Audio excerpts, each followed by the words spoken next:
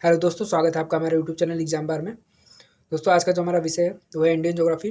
और Indian geography में जो हम टॉपिक लेके आए हैं वो है आपका नदी घाटी बहुउद्देशीय परियोजना, यानी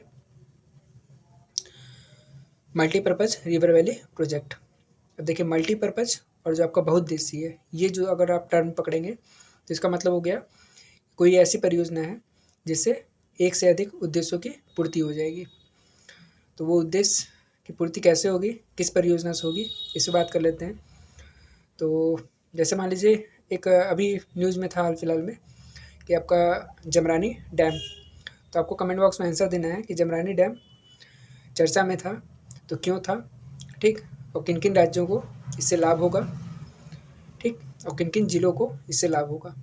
ठीक है, तो ये आपका होमवर्क है, आपको कमेंट बॉक्स में ज़रूर करना है। अगर आपको पता है, नहीं पता है तो कोई बात नहीं, लास्ट में हम ये चीज़ डिस्कस करेंगे। अभी 25 दिसंबर 2023 की ये न्यूज़ है, कैबिनेट से पास हो गया था, तो काफ़ी ज़्यादा इंपॉर्टेंट न्यूज़ है। ठीक, यहाँ से आपको क्वेश्चन देखने को मिल सकता है। जमरानी अगर कुछ लोग पहली बार सुने होंगे तो ये क्वेश्चन आने की संभावना पूरी है, क्योंकि डैम के नाम वैसे आते हैं जो आपने ना सुना हो। ठीक है, और ऐसे राज्य से क्वेश्चन बनते हैं जिसके बारे में आप बहुत ज़्यादा आपका ध्यान नहीं जाता है। ठीक है, केरल के मान लीजिए पेरियार नदी पे आप सुने हुए हैं। ठीक, महाराष्ट्र मान लीजिए कोई सुने होंगे, जैसे कोयना है, महाराष्ट्र की है।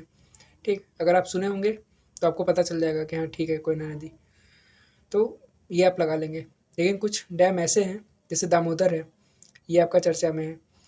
ठीक, तो ये सब आपको पता होंगे। लेकिन कुछ डैम ऐसे आएंगे जैसे सलाल आ गया, किस नदी पे है, तो अगर आप पढ़े होंगे तो आप लगा देंगे कि चेनाब नदी पे है, और नहीं पढ़े हैं तो नहीं लगा पाएंगे। तुलबुल पूछ लिया, झेलम नदी पे पता है तो लगा लेंगे, नहीं लग पता है तो नहीं लगा पाएंगे। तो इसी तरीके से ये क्वेश्चन बनते हैं फैक्ट में के रूप में, मतलब प्रीलिम्स में आते हैं। और मेंस का जो टॉपिक रहेगा, मेंस में आपका इसके लाभ पूछा जाएगा, इससे हानियाँ क्या हैं, इस पर बात की जाएगी। तो देखिए, बात कर लेते हैं। जैसे मान लीजिए नदियाँ किसी भी राज्य से प्रवाहित हो रही हैं, किसी ज़िले से प्रवाहित हो रही हैं, तो नदियाँ जब सकरी घाटियों में प्रवेश करती हैं तो वहाँ पे क्या होता है कि डैम का निर्माण किया जाता है। डैम का निर्माण क्यों किया जाता है? इसलिए किया जाता है कि अगर डैम का निर्माण नहीं होगा तो काफ़ी ज़्यादा जो हमारा पानी है, ठीक है, वो किसी दूसरे क्षेत्र में चला जाएगा। ठीक, और वहाँ पे बाढ़ का कारण भी बन सकता है। ठीक, और अगर बाढ़ का कारण हम सेकेंडरी रखें, प्राइमरी रखें कि हमारे पास जो जल है, ठीक है, गर्मियों में जैसे जल की कमी हो जाती है, नदियाँ सूखने लगती हैं। ठीक, तो उसके लिए हमारे पास जल का अभाव ना हो, इसलिए डैम बनाना आवश्यक है। उसका भी बात करेंगे दोस्तों, डैम बनाने से लाभ ये होगा कि जो जल विद्युत परियोजनाएँ हैं, ठीक, मतलब बिजली उत्पादन के लिए हम इसका उपयोग कर सकते हैं जल का। उसका भी बात करेंगे दोस्तों, कृषि कार्य में इसका इम्पोर्टेंस है। ठीक, उसका फिर बात करेंगे जो जमरानी है, ये पेयजल से ही रिलेटेड है। ठीक, जैसे मथुरा में आपको गोकुल परियोजना पढ़ाया गया था पेयजल हेतु, वैसे ही जमरानी प्रोजेक्ट है। और अभी बात कर लेंगे तो फिर आप आंसर नहीं देंगे, तो इसीलिए ये आपका एक तो पेयजल के लिए हो गया आपका। उसका भी बात करेंगे हम लोग कि इसका जो उपयोग है डैम के पानी का, वो उद्योगों में होता है। ठीक, इसके बाद बात करेंगे हम लोग उद्योग के अलावा जो आपके परमाणु संयंत्र हैं, जैसे मान लीजिए आपका नरोरा हो गया बुलंदशहर में, उत्तर प्रदेश का। ठीक, कैगा हो गया आपका कर्नाटक का, तारापुर हो गया आपका महाराष्ट्र का, काकरापारा हो गया गुजरात का। ठीक, कूडनकुलम हो गया आपका। ठीक, तो ऐसे करके तमिलनाडु में, तो ऐसे करके जितने भी आपके परमाणु संयंत्र हैं, ठीक है, वहाँ पे कूलिंग के लिए जल की आवश्यकता होती है, तो वहाँ पे इसका यूज हो सकता है। मछली उत्पादन में इसका यूज हो सकता है। ठीक, तो ये सब चीज़ें हमारी पॉजिटिव इम्पैक्ट हो गई। अब नेगेटिव पे बात करेंगे, तो नेगेटिव में दोस्तों ये देखने को मिलेगा आपको कि अगर जैसे हम बांध बनाते हैं, ठीक, तो बांध के आसपास के जितने भी क्षेत्र रहेंगे, जो आवासीय क्षेत्र रहेंगे, उनको खाली कराना पड़ेगा। जो मान लीजिए आदिवासी हैं या फिर वंचित वर्ग हैं, जो जिन्हें प्राकृतिक संसाधनों का न्यायोचित वितरण नहीं मिला है, ठीक है, उसका लाभ नहीं मिला है। ठीक है, प्रकृति में जो संसाधन उपलब्ध हैं उसका उन्हें लाभ नहीं मिला है किसी भी कारणवश। ठीक, तो अपना आवास जहाँ तहाँ बना लिए। ठीक, अब सरकार डैम प्रोजेक्ट लेके आई तो क्या होगा, कि आवास का विखंडन होगा। ठीक, मान लीजिए वहाँ पे पेड़ पौधे हैं तो उनकी कटाई होना शुरू हो जाएगी। ठीक है, तो पर्यावरण को नुकसान होगा। उसके बाद बात करेंगे हम लोग कि नदी, मान लीजिए अगर आप नदी पे डैम बना दे रहे हैं, ठीक है, तो जिस राज्य तक जितना पानी पहुँचना चाहिए था वो नहीं पहुँचता है। ठीक, तो ये भी एक विवाद का केंद्र बनेगा, मतलब कारण बनेगा। इसके बाद बात करेंगे हम लोग कि जैसे मान लीजिए डैम की जो देख रेख है वो चाहे डे वाइज पे हो, चाहे वीकली हो, चाहे मंथली हो, इसकी चेकिंग होते रहनी चाहिए कि कितना क्यूसेक पानी छोड़ना है और कितना क्यूसेक पानी रखना है। ठीक, वो एक पैमाइश रहता है दोस्तों कि इतने मीटर से पानी अगर ऊपर जाएगा तो खतरे का सूचक है। तो ये चीज़ें अगर मान लीजिए थोड़ी सी भी लापरवाही हुई तो ये क्या होगा, डैम टूटा और जो अभी तक बाढ़ नियंत्रण का काम चल रहा था अब ये बाद में आपदा नियंत्रण के लिए हो जाएगा। ठीक, तो एक आपदा का रूप ले सकता है ये डैम। तो ये सब इसके नेगेटिव पॉइंट हैं, और जहाँ पॉजिटिव पॉइंट है वहाँ तो कुछ ना कुछ नेगेटिव पॉइंट होगा। तो ये मेंस का टॉपिक है, जब आगे हम लोग पढ़ेंगे तो काफ़ी अच्छे से डिटेल में पढ़ेंगे। एक सिंधु नदी जल समझौता है 1960 का। ठीक है, तो इसमें क्या था कि जो आपकी सिंधु है, झेलम है, चेनाब है, तो ये क्या है आपके 80-20 का रेशियो है। 80% आपको पाकिस्तान को मिलेगा, 20% आपको भारत को मिलेगा। उसका फिर जो आपका रावी है और व्यास है और सतलज है, ये 80% भारत रखेगा, 20% पाकिस्तान में जाएगा।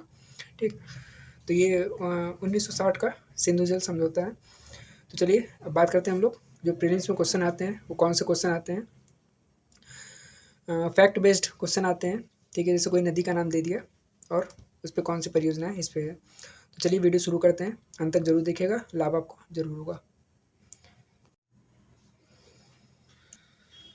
अब बात करते हैं दोस्तों, हम लोग पहले शुरुआत करते हैं जम्मू कश्मीर से। तो जम्मू कश्मीर में आप नदियाँ पहले देख लीजिए। एक तो चिनाब हो गया, एक झेलम हो गया आपका। ठीक, झेलम पे 2 परियोजना है, उसके बाद फिर चिनाब पे आपको 3 परियोजना देखने को मिलेंगी। ठीक, एक सिंधु नदी है, एक आपकी किशनगंगा नदी है और एक आपकी सुरु नदी है। ठीक, तो अब बात करते हैं हम लोग पहले झेलम पे। झेलम में देखिए कौन कौन सी परियोजना है झेलम नदी पे। एक तो तुलबुल परियोजना हो गई और एक आपकी हो गई पूरी परियोजना। तो झेलम एक तरफ हो गया, मान लीजिए जम्मू कश्मीर, और आपको याद करना है यूटी। ठीक, तो जम्मू कश्मीर आपका यूटी है ही। ठीक, तो यू से आपका पूरी हो गया और टी से आपका क्या हो जाएगा, तुलबुल परियोजना। तो आपको झेलम याद हो गया होगा, अब क्वेश्चन आपका गलत नहीं होगा। अब बात करेंगे हम लोग चिनाब पे। तो चिनाब पे कौन कौन सी परियोजना है। एक तो आपकी दुलस्ती हो गया, एक आपकी सलाल हो गई, ठीक, एक आपकी हो गई बगलीहार। ठीक, तो ये आपको याद रखना है कौन कौन सी, दुलहस्ती, सलाल और बगलीहार। ठीक, ये आपका जम्मू कश्मीर में है। अभी तक जितने हम लोग पढ़े हैं वो जम्मू कश्मीर के ही हैं। ठीक, उसका भी बात करेंगे। एक किशनगंगा परियोजना है। ठीक, एक देखिए रामगंगा परियोजना है, वो आपका कहाँ पे है, उत्तराखंड और यूपी पे। ठीक, लेकिन ये जो किशनगंगा है ये आपके जम्मू कश्मीर में है। तो किस नदी पे है, किशनगंगा नदी पे है, इतनी बात आप याद रखिएगा। उसका भी बात करेंगे सिंधु नदी पे कौन सी परियोजना है, ये लद्दाख रीजन आ गया आपका। ठीक है, निम्मो बाजगो परियोजना। ठीक, 1 मिनट, थोड़ा बैटरी लो है।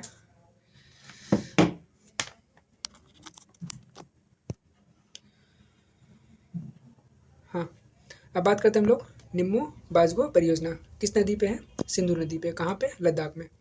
एक है आपका चुटक परियोजना, ये कहाँ पे है, सुरु नदी पे है और कहाँ पे, लद्दाख रीजन में है। तो इतनी बात आपको याद रखनी है जम्मू कश्मीर और लद्दाख से। अब बात करेंगे हम लोग आगे। देखिए जो पंचेश्वर परियोजना है आपका, ये किस नदी पे है, महाकाली नदी पे है और कहाँ पे है, भारत और नेपाल की सीमा पे। ठीक, पंचेश्वर अगर परियोजना दे दिया, ठीक, और आप कभी पढ़े नहीं हैं तो आप भूल के भी नेपाल की तरफ नहीं जाएंगे। क्यों नहीं जाएंगे, क्योंकि पहली बार आप सुने हैं, आपको लगेगा कि उत्तराखंड का पंचप्रयाग है। ठीक, तो हो सकता है वहाँ पे उत्तराखंड तो यही चीज़ है कि आपको एक एक परियोजना ध्यान से देखना है। किस नदी पे है? महाकाली नदी पे है। ठीक, ये जो नदी है, ठीक है, बॉर्डर बनाती है। अब बात करेंगे दोस्तों हम लोग भारत और भूटान पे। तो भारत और भूटान पे कौन सी परियोजना है? संकोच परियोजना है। किस नदी पे है? संकोच नदी पे। ठीक, तो आपको ये चीज़ अच्छे से ध्यान से देखिएगा ताकि क्वेश्चन आपका गलत ना हो। उसका भी बात करेंगे हम लोग आगे। अब देखिए यूपी पे बात कर लेते हैं।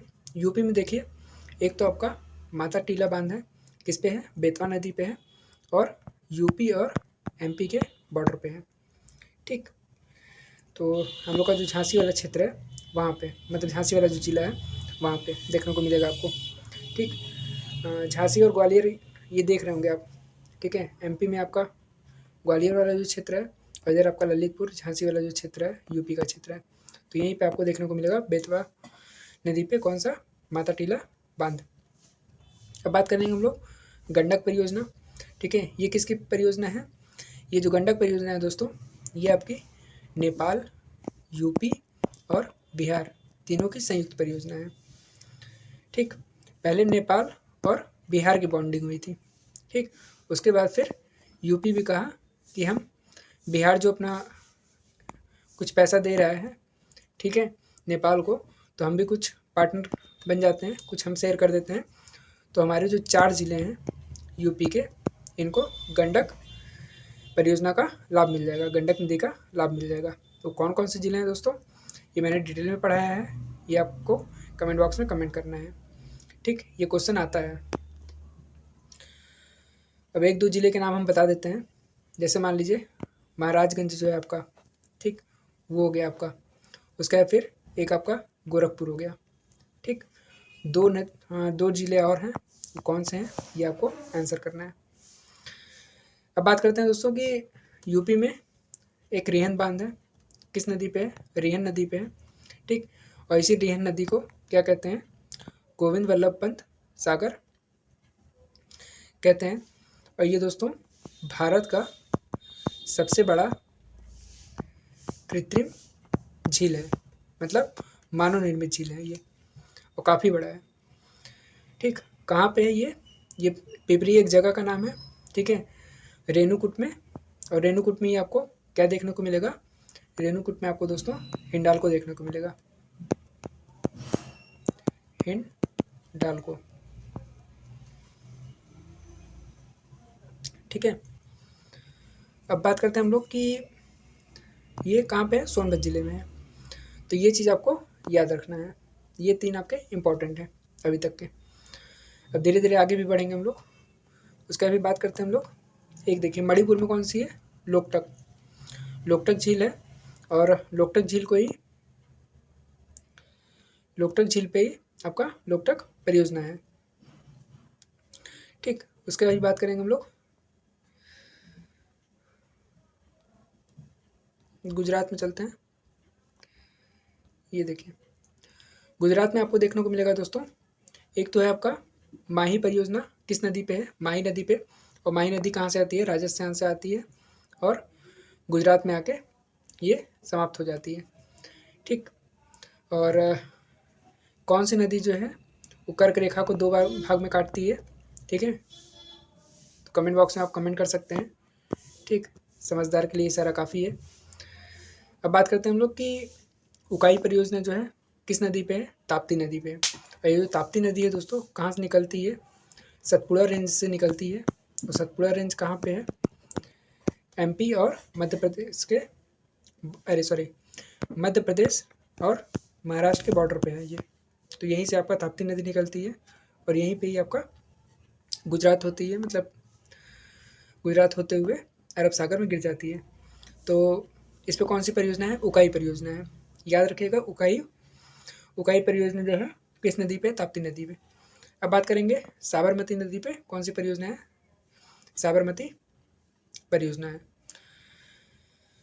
ठीक, इतनी बात आपको क्लियर हो गई। कहाँ से? गुजरात से। अब सरदार सरोवर पे भी आएंगे, ठीक है, लेकिन वो भी टाइम है। देखिए यहाँ पे 3 आप कवर कर लिए हैं।